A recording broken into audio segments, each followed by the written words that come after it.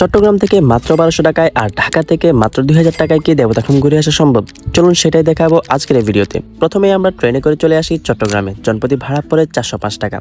সেখান থেকে জনপ্রতি 15 টাকায় চলে আসি নতুন ব্রিজ।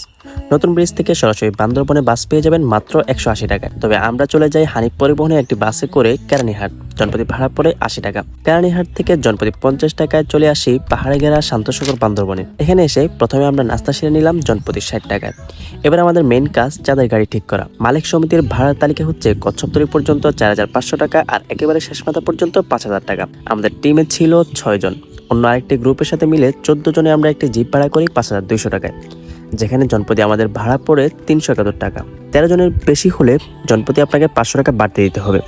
আর অবশ্যই সাথে এনআইডি এবং বার্থ সার্টিফিকেটের ফটোকপি সাথে রাখবেন। কচ্ছপতলী এসে অবশ্যই ফর্ম পূরণ করে গাইড নিতে হবে।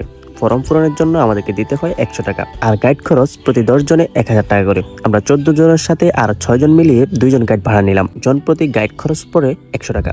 এখানে আপনি নানা রকম পাহাড়ি ফল দেখতে পাবেন, চাইলে এগুলো স্বাদ চেখে দেখতে পারেন।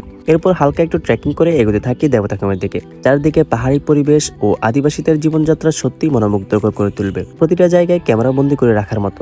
এরপর ভিতরে প্রবেশ করার জন্য জনপ্রতি 200 টাকা টিকিট নিতে হবে, যেখানে পাবেন ভেলা, নৌকা, লাইফ জ্যাকেট ইত্যাদি। দেবতাখুমের ফটো জোনে ছবি ক্যাপচার করে দ্রুত সামনের দিকে এগোতে থাকি। লোকজন বেশি হলে সিরিয়াল মেনটেন করে ভেলা নিতে হবে। এরপরে দেখতে পাই চোখ জুড়ানো সৌন্দর্য।